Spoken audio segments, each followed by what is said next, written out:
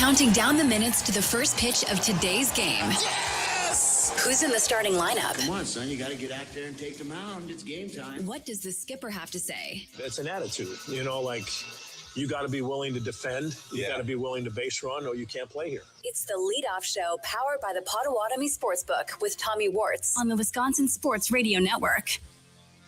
Welcome in to the leadoff show. Tommy Wortz here with you live from the Wisconsin Sports Radio Network studios, powered by the Potawatomi Sportsbook.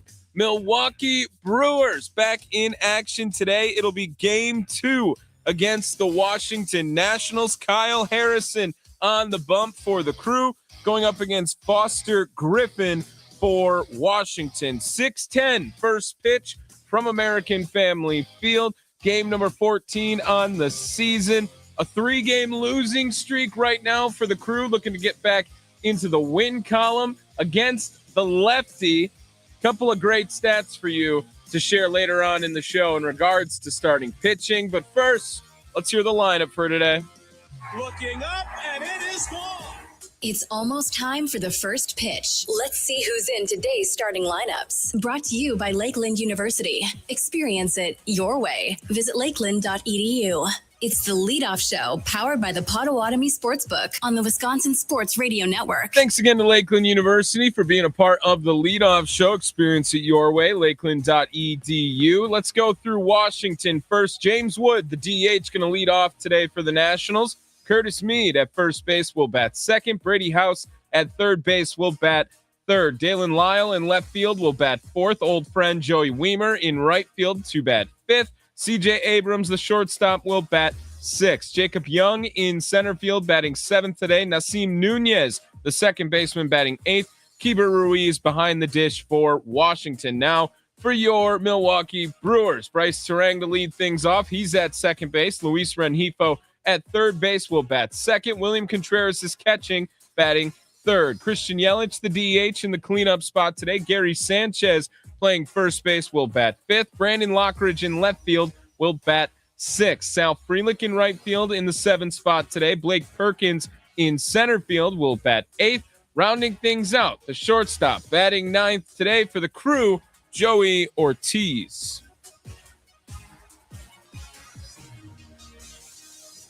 Well, an ugly game yesterday from the Milwaukee Brewers. Started off all right, but now they have lost 3 in a row in which they have recorded just 11 hits over those last 3 games now, and have not put up very many runs in the process either. It started with a bang. However, they fell 3-2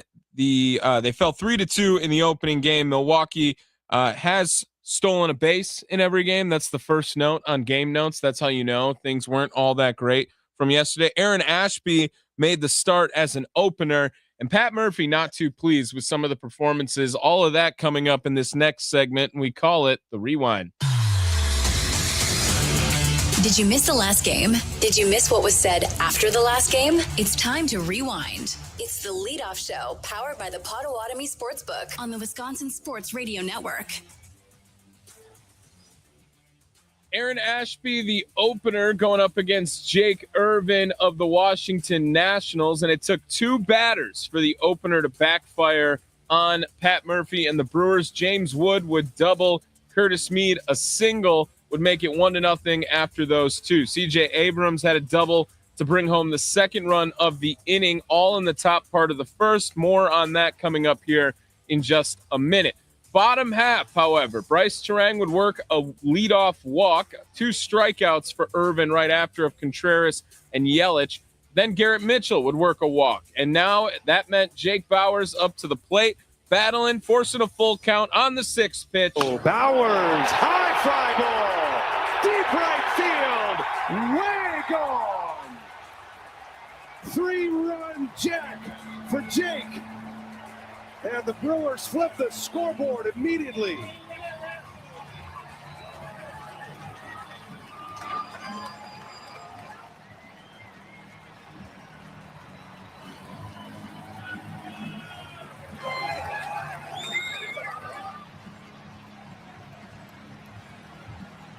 Well, he does give up a ton of homers, 38 of them last year, and Bauer's got a slider.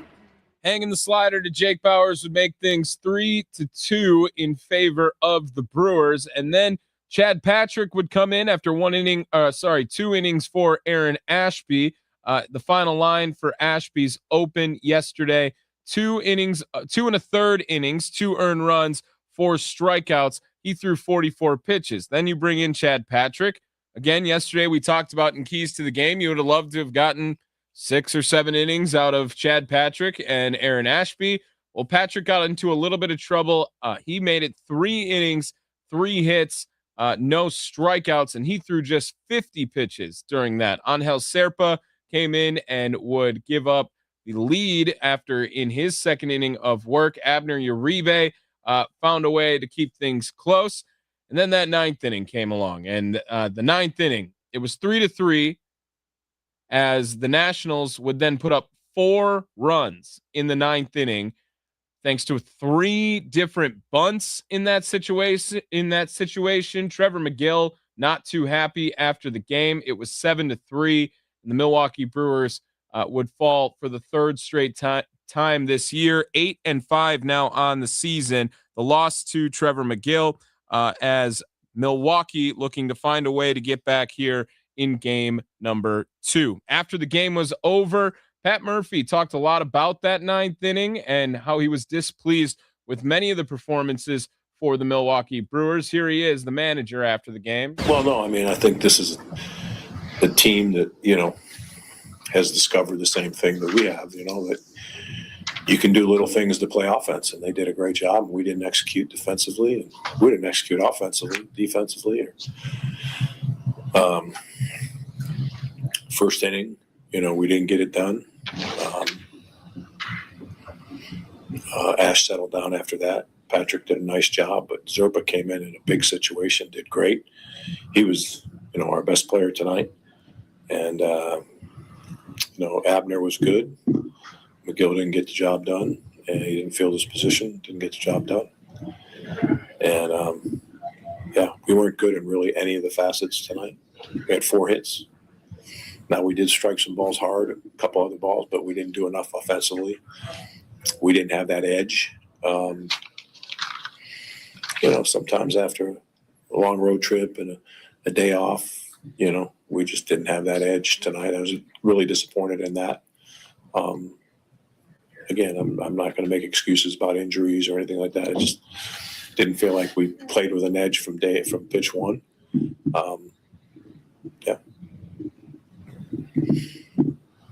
And the Nationals deserve the credit because they did an unbelievable job executing all night, putting pressure on us all night. And,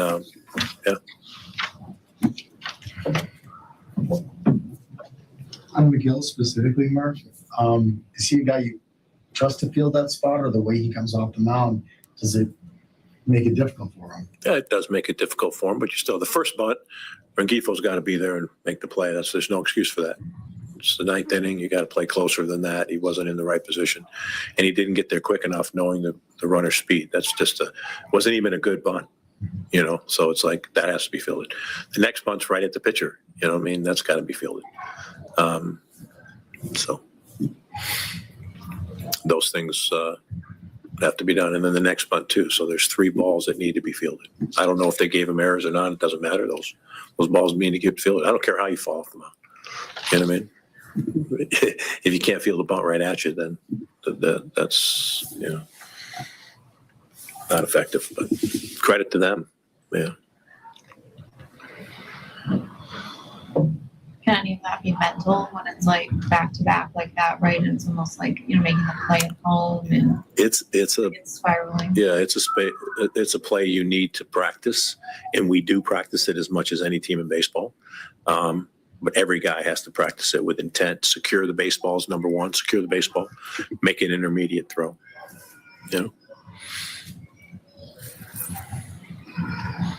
And we talk about it, and we try to exploit other teams. Nobody bunts more than us. So they did a great job exploiting us. And,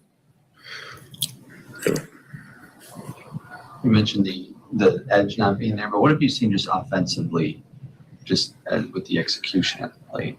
Yeah, we've been one of the best in baseball in the first part of the season.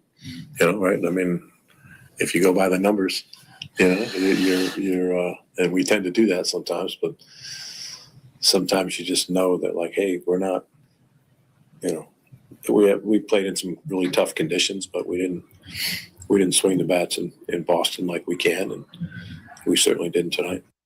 There is the manager, Pat Murphy, after the Brewers would fall in game number 1 of the series to the Nationals, 7-3. It is the leadoff show. Tommy Wortz here with you in the Wisconsin Sports Radio Network studios. Prior to last night's loss, the Brewers had a 6-game winning streak going against the Washington Nationals. And yesterday, Aaron Ashby now became the 8th different starting pitcher to pitch for the Milwaukee Brewers. That is the most in Major League Baseball. Took it upon myself to look at a couple of other things here. The Brewers have the worst, the 3rd worst starter ERA in all of Major League Baseball. They have allowed 10 runs in the first inning of games this year, a 4.92 ERA, only behind the Washington Nationals and the Houston Astros so far this season. And after the game was over, no video or sound of this posted. We will have all of our post-game and pre-game sound for today, as usual. But a lot of transcripts here on Trevor McGill when he was waiting for the media at his locker after the game yesterday. Todd Rosiak reporting, when asked about pitchers fielding their position, it's something I take expletive pride in and just completely failed the team tonight on it. Need to be better there. No excuse for that expletive. Can't say those ones. Sorry. Coming up on the other side, we will hear from the manager, Pat Murphy, before today's game as he spoke. We have our Building a Winner feature, a couple of fun updates to provide, including Brock Wilken getting back a little bit, and some more victories to talk about, at least. And then we have keys to the game, of course. Near the end of the show, we'll go through the betting odds courtesy of the Potawatomi Sportsbook if you want to get any action on today. It is the leadoff show. Tommy Wirtz here with you live from the Wisconsin Sports Radio Network studios, powered by the Potawatomi Sportsbook.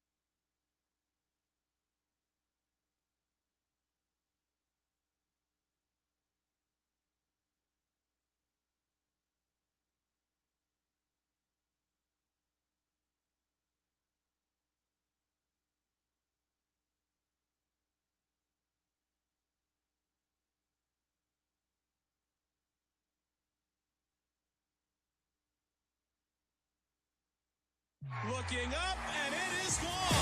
It's almost time for the first pitch. Let's see who's in today's starting lineups. Brought to you by Lakeland University. Experience it your way. Visit lakeland.edu. It's the leadoff show powered by the Potawatomi Sportsbook on the Wisconsin Sports Radio Network. Welcome back to the leadoff show. Tommy Wortz here with you live from the Wisconsin Sports Radio Network studios powered by the Potawatomi Sportsbook. Brewers lineup, in case you missed it from earlier in the show. Bryce Terang at second base to lead things off. Luis Rengifo, the third baseman, will bat second. William Contreras is catching, batting third. Gary Sanchez at first base today will bat fifth. Brandon Lockridge in left field will bat sixth. Sal Frelick in right field to bat seventh, and Blake Perkins in center field will bat eighth, while Joey Ortiz rounds things out. He is the shortstop, batting ninth. At the wall, looking up. See you later. Let's get the latest on today's odds for the game. What's the best way to go? Let's check in with our expert from the Potawatomi Sportsbook to find out. It's the leadoff show powered by the Potawatomi Sportsbook on the Wisconsin Sports Radio Network. Betting odds courtesy of the Potawatomi Sportsbook. Taking a look at those each and every day. Brewers favorites on the money line at minus 182. Minus 1.5, the run line will get you plus 125 for Milwaukee. And the over-under set at 8 today between the two ball clubs. Building a nice little easy parlay today. Let's take Brewers on the run line. You'll get plus 125 at minus 1.5. And then let's throw Gary Sanchez to homer. He has the best odds in the game. He's done a great job against lefties all season long. Plus 380 for that. You combine them, it's plus 650, courtesy of the Potawatomi Sportsbook for that two-leg. And remember, if you guys are going to the game, you should totally take a Potawatomi Sportsbook shuttle, right? It's $5 to place a bet, and then you can go in. They take you to the game. They bring you back from the game. Otherwise, if that's not your speed, you just want to find a shuttle, go grab a drink. Go ahead, grab something to eat. They'll get you a wristband, do the same thing. Take you there, bring you back as well. But if you were to place $5 and Gary Sanchez were to homer and the Brewers win by 2 today, your $5 would turn into $32.50, courtesy of the Potawatomi Sportsbook. Let's hear what Pat Murphy had to say from earlier. Line drive, base hit down the left field line. Let's see what the skipper has to say heading into today's game. Let's head to the coach's corner. It's the leadoff show powered by the Potawatomi Sportsbook on the Wisconsin Sports Radio Network.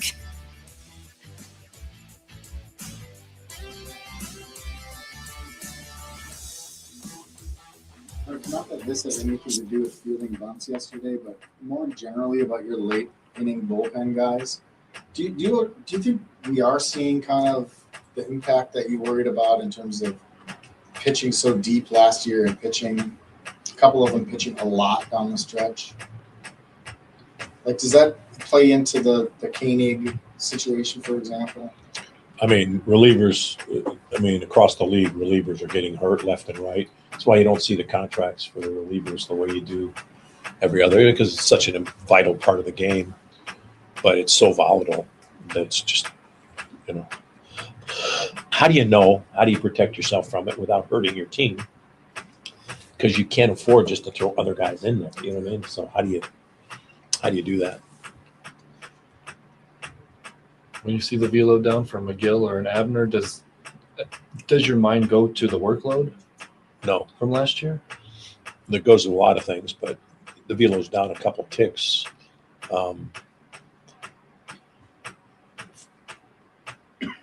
Velo doesn't indicate how you're throwing the ball all the time, but workload, and then coming back the next year and trying to build up, and then trying to be cautious about how you build up, probably has something to do with it. And if you check McGill's velo early last year, there was some 97s in that. How much internally have you guys, even maybe going back to spring, discussed the after effects of a year like last year, where not only did you ride them hard for 6 months, but then obviously you play until like Seabiscuit, like journalism.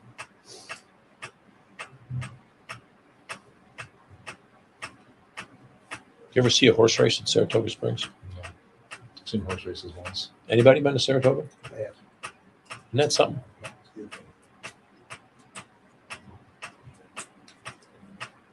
It's almost like you don't mind giving away your money. You know what I mean? It's so beautiful. You know what I mean? I don't feel that way to Bellagio. Otto? I can't afford a Bellagio, so Were those discussions? Sorry, yeah. I mean, jump back to we've talked long and hard about the effect, and I've talked a lot and think a lot about this concept of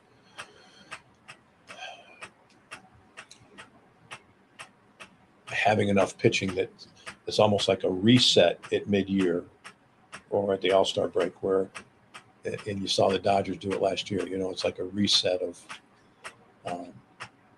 pitching. And it's hard to do in a small market, right? To have the depth to do that. So that's why you take every precaution with injuries, and guys hopefully don't try to pitch through, stuff that, could be long, could be long term, things like that. So it's a big concern in baseball. Yeah, it's a concern of ours for sure.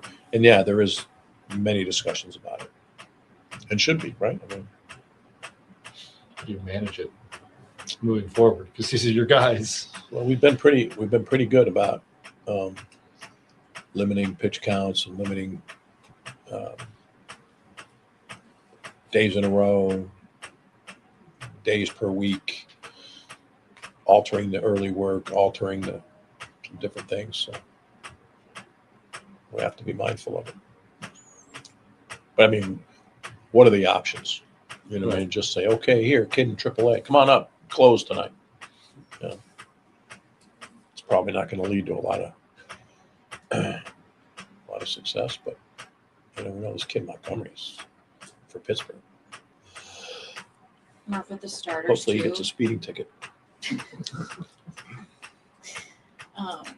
with the starters and their workloads, like specifically the young guys, how much of that is just the reality too that you're going to push them past their previous limits? Nobody says that you have to run 26 miles before you actually compete the marathon. A lot of people train for the marathon, don't ever run to 26 before you do the marathon. So I think as long as you manage it the right way and build up the right way and look for the warning signs, that's all you can do.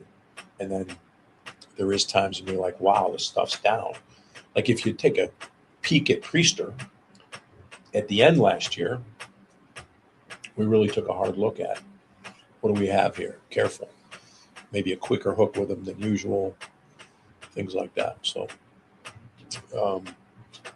we have been, we're on it. It's baseball today is pitching injuries.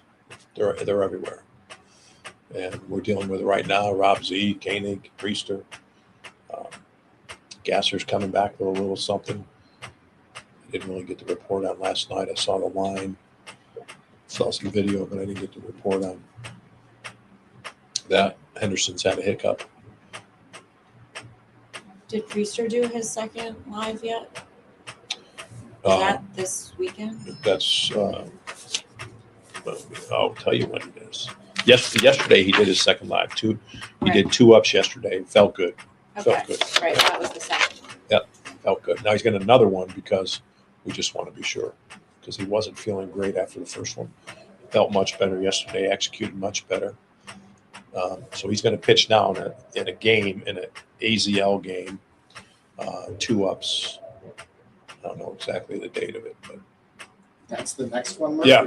The next one is 2 at the AZL. I have it written down here somewhere on one of these cards. Priester. I might be looking right at it, but I don't know where it is. Priester. Oh, here it is right here. On Thursday the 16th. 2 innings AZL. Thursday the 16th. How many players on the AZL Brewers can you name? What's that? How many players on the AZL Brewers can you name? All of them. Yeah. Ricky Moniz, or is he in the Dominican? I keep saying I think he's in the Dominican. When it comes to monitoring workloads like that, do you guys have ways of keeping track of high stress pitches, high stress innings instead of just the overall total? They're on top of it, man. The group upstairs is on top of it, but it doesn't assure you anything. But that's all we can do. You know what I mean? Is be on top of it, and then look at delivery changes. You look at his delivery height is coming down, or delivery height is getting wider. Usually, those are indicators like, oh, wait a minute. You know, further away from the body means I'm using the body to go to the chain. The biomechanics chain is kind of like out of sequence, and then the hand will get further away from the body. Or when the normal release lies here, and now you're seeing it a little bit lower. Sometimes that's an indicator. So they're looking at all that. They're dissecting the arsenal. They're dissecting, normal vert, normal horizontal, how the ball's spinning. I mean, they're on top of it to give us indicators of, hey, this might mean. And then we do an incredible job with a position player workload report. Well, the pitcher's got one too somewhere.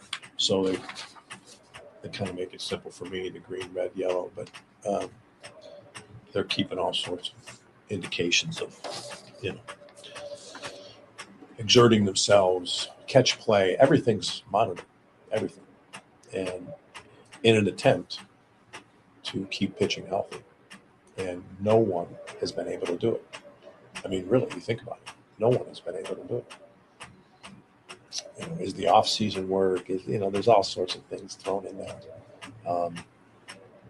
Doctors have been, quizzed for how long on this subject. We know you can fix guys. Tell us how to prevent it. Tell us how to, where we're going wrong. And everybody's got theories and research, and it's all being tested. We use the Japanese pitchers, and their workloads so much higher than ours. But how many of them held up? And then the difference in body types, the difference in strength. It's like, what do we got here? So,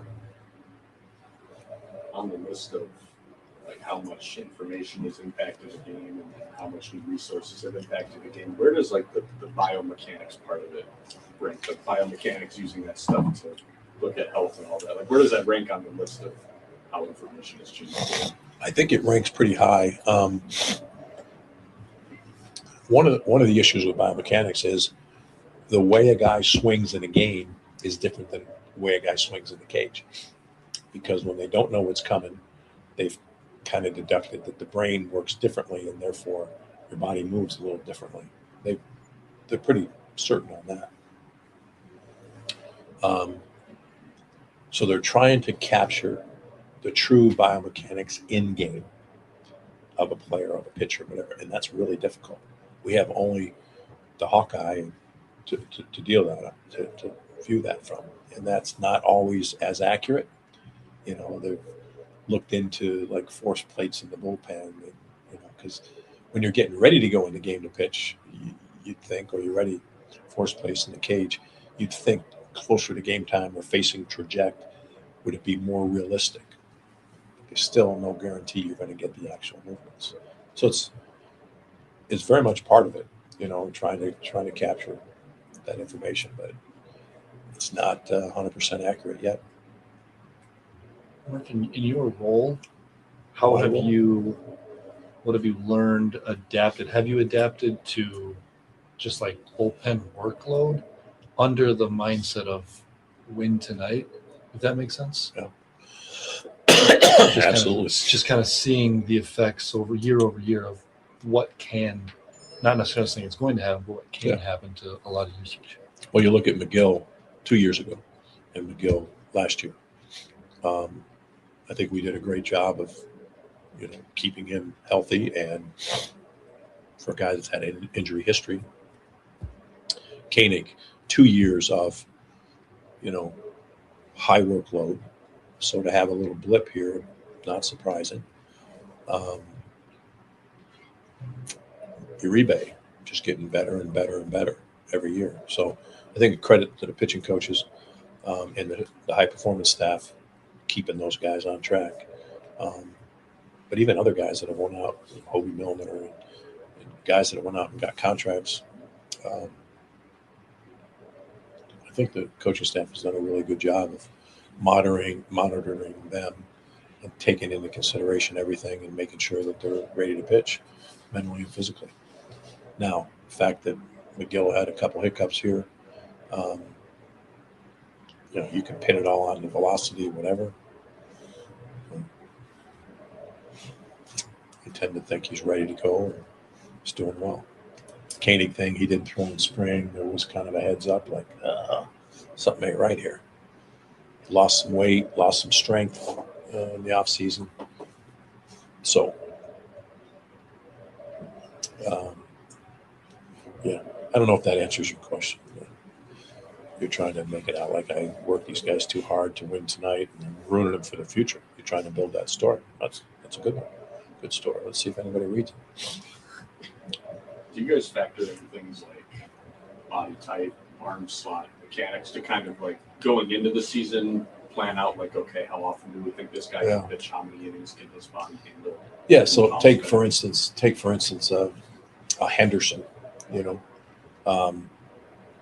The shorter guy, throws the ball really good, has great rotation, has heater, had a history of elbow.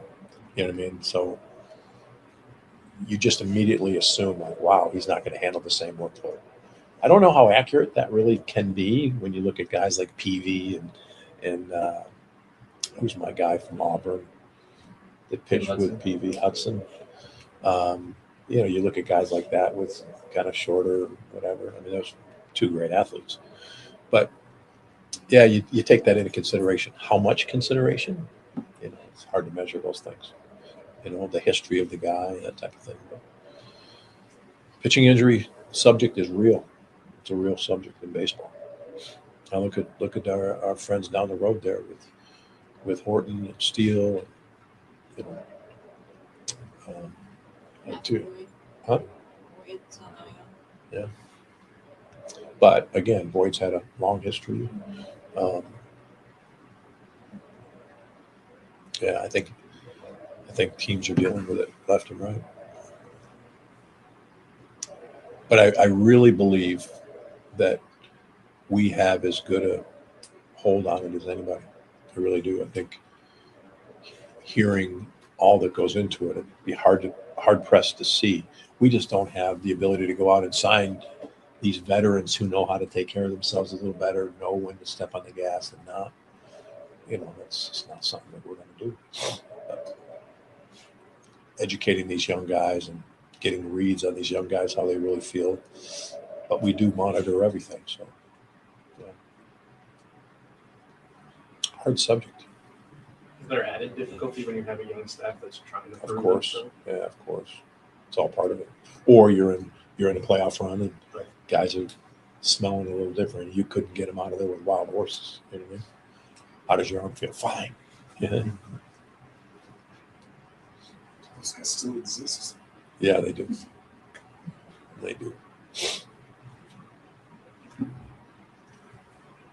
Yeah, and there's a part of it is that they know the difference between the stretch run and now. There's probably some coasting. Not like competitive. There's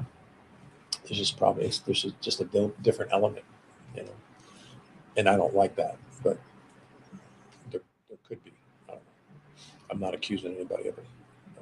Please don't take it the wrong way. I realize after I say things sometimes. There is Brewers manager Pat Murphy before today's game, speaking on some of the youth in the pitching department, and it gets tested again today. Kyle Harrison, 24 years old, making his third start of the season. His last start coming against Kansas City, picked up his first win as a Brewers in that 8-5 victory. Harrison went 5 1/3, gave up 2 earned runs in the contest, struck out 6. Brewers are 1-1 in Harrison's starts this season. All right, take a quick break. Get you our Building a Winner feature and keys to the game on the other side. It is the leadoff show live from the Wisconsin Sports Radio Network studios, powered by the Potawatomi Sportsbook.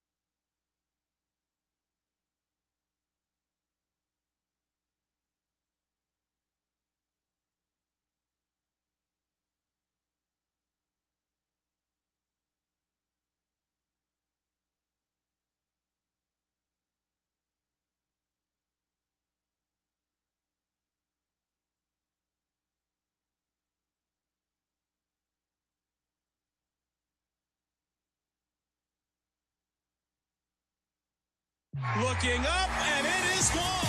It's almost time for the first pitch. Let's see who's in today's starting lineups. Brought to you by Lakeland University. Experience it your way. Visit lakeland.edu. It's the leadoff show powered by the Potawatomi Sportsbook on the Wisconsin Sports Radio Network. One more segment left here. The leadoff show. Tommy Wortz from the Wisconsin Sports Radio Network studios, powered by the Potawatomi Sportsbook. Brewers lineup and Nationals lineup. We'll do them both. James Wood, the DH, today will lead off for Washington. Curtis Mead at first base bats second. Brady House at third base will bat third. Dalen Lyle in left field batting fourth today. Joey Weimer in right field bats fifth. CJ Abrams at shortstop will bat sixth. Jacob Young is in center field batting seventh today. Nasim Nunez, the second baseman, will bat eighth. Keeper Ruiz is catching, batting ninth for Washington. Now for the Brewers, Bryce Terang to lead things off. He's at second base. Luis Rengifo at third base will bat second. William Contreras is catching, batting third. Christian Yelich, the DH, bats fourth. Gary Sanchez at first base will bat fifth. Brandon Lockridge in left field will bat sixth. Sal Frelick in right field at the seventh spot. Blake Perkins in center field will bat eighth. And rounding things out today for the Crew, the shortstop Joey Ortiz. The key to building a winner in baseball is a strong minor league system. Who are the names we should know? How did they play in their last game? It's time for Building a Winner. It's the leadoff show powered by the Potawatomi Sportsbook on the Wisconsin Sports Radio Network. Yes, time for another Building a Winner feature right here on the leadoff show. Get you caught up on what's going on in the Brewers minor league affiliates. A 1-3 day yesterday, but some positives to pull from individual performances. Let's get right into it, starting things off with AAA. Nashville Sounds. Nashville yesterday lost 6-5 to the Gwinnett Stripers, but Brock Wilken, who was batting, I believe, .029 going into yesterday, found his way on the board, hit his first homer of the 2026 campaign. Greg Jones, 2-for-4 day. Eddie Leonard, 1-for-4 with a double as well. Greg Jones was 2-for-4 with a run scored, a stolen base yesterday as well. Jones has reached base safely in 11 straight games now to start the season. 353, 488, 441. That's his slash line right now. Has a double, a triple, 7 runs driven in as well. And his 11-game on-base streak is the longest since last year. Remember this guy? Daz Cameron had an 11-game on-base streak with AAA. Nashville, they're in the middle of playing right now against Gwinnett as they currently sit tied 1-1 in the top part of the third inning. Biloxi Shuckers. Biloxi Shuckers are maybe the most fun team to talk about, and that's because Jesus Madej, 2-for-5, again, 2 runs scored in AA Biloxi's 5-4 loss to the Pensacola Blue Wahoos. Madej notched a single in the fourth, followed by a single in the fifth, to record his third multi-hit game in his last 5 games. 18-year-old right now is batting .500 with 2 triples, a homers, 7 RBIs over that 5-game span. Entering Saturday, he leads the Southern League in hits. He is the youngest player in AA, and he currently leads the entire Southern League in hits with 12. He's first in triples as well, 5th in runs driven in, 8th in batting average during that time. Matthew Wood, my guy too, always love to check in on him. He went 1-for-3, had 2 runs driven in. Tanner Gillis, 5 innings of work, 1 hit, 4 strikeouts as AA Biloxi has their first pitch underway in about 10 minutes or so here, and Tyson Harden on the bump for AA. Wisconsin Timber Rattlers. Timber Rattlers yesterday, the lone win. They won 9-0 over the Quad City River Bandits. Luis Pena, Brewers number 2 prospect, 2-for-4 with a run driven in the contest. Josiah Ragstall was 1-for-2, had a triple, 2 runs driven in, 2 walks as well. And low A Wisconsin, the Wilson Warbirds Jose Anderson, 1-for-5. Jaden Fielder, 3 walks in the game, had a stolen base. Luis Lameda was 1-for-3 as they would fall 5-4 over Salem. How does the crew win today's game? Who needs to step up? Let's find out with the keys to the game. It's the Leadoff Show, powered by the Potawatomi Sportsbook on the Wisconsin Sports Radio Network. Keys to the game, how we always close things out here on the Leadoff Show.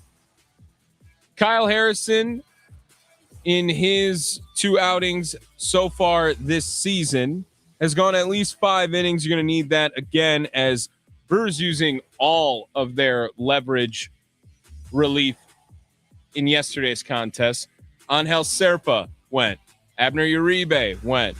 Trevor McGill went. You would assume that McGill probably still available with only throwing 9 pitches. But after the rough outing yesterday, probably want to give him a chance to redeem himself. On top of that, on the hitting side of things, the number is 4. The number was 4 last year. The number continues to be 4. If the Brewers score 4 or more in a game, they are 8-0. If they score 3 or less, they are 0-5. That is every game accounted for in the 13 games so far. And where do we look in the lineup for this specifically? Luis Rengifo, if you're going to bat in the 2 spot today, high expectations, expecting Bryce Terang to do his thing. He's reached base safely in all 11 of his games so far this season. Luis Rengifo, I'm looking at you. Something needs to change right now. Need something to turn around for him. The Brewers, really the biggest offseason acquisition they had via the free agent signing. Currently hitting 154 with 2 runs driven in, a 214 on base percentage so far this season. Remember last year, he only hit 238 with 9 homers. Would love to eclipse those numbers sooner than the end of the season for sure. William Contreras also entering today with a 6-game hitting streak that's tied for Bryce Terang's longest so far this season. In those games, he's hitting 348, has 3 runs driven in so far this year. He's in the number 3 spot. Looking at the top meat of the order right there. And we have Gary Sanchez in the parlay for the people today. So let's keep Gary Sanchez hot and rolling, as well as he's the first baseman for your Milwaukee Brewers. Just a couple of programming notes before we get you guys out of here until later on today. Make sure you guys tune back in 9 o'clock, as it'll be the Potawatomi Sportsbook post-game show with me and Tim Allen. As usual, we'll be breaking down Game 2 from American Family Field today. Tim Allen wasn't as fired up as I thought he was going to be yesterday, but I assume if another outing like this happens and a 4-game skid goes around, you might hear him a little bit after it on the Milwaukee Brewers. We'll get you sound from any players who speak with media availability after the game, as well as the manager, Pat Murphy, speaking whatever happens after game number 2. Tomorrow, the leadoff show at 12 o'clock. However, I will not be there. It'll be Mitch Thunder Nellis filling in for me. So be nice to Mitch Thunder Nellis. And he will be in for me as well on the Potawatomi Sportsbook post-game show after the last pitch. Make sure you guys make the switch over to the Wisconsin Sports Radio Network. Milwaukee Brewers 8-5, 3 games in a row they have dropped now. The Washington Nationals 5-8. Kyle Harrison making his 3rd start on the season, going up against Foster Griffin, the lefty, for the Washington Nationals. 6:10 is the first pitch. We're going to get out of here, get you guys an opportunity. Go run to the bathroom, grab your beer, get whatever you got to get done. Maybe place a bet over at the Potawatomi Sportsbook before game number 14 on the season. The Brewers still atop the NL Central as they are 8-5, but so are the Cincinnati Reds, making sure that everyone is on the same page there. From the Wisconsin Sports Radio Network studios, powered by the Potawatomi Sportsbook, Tommy Wortz been here with you for the last hour. I'll see you guys again at 9 o'clock today. And one more thing before you go, don't forget, send them home.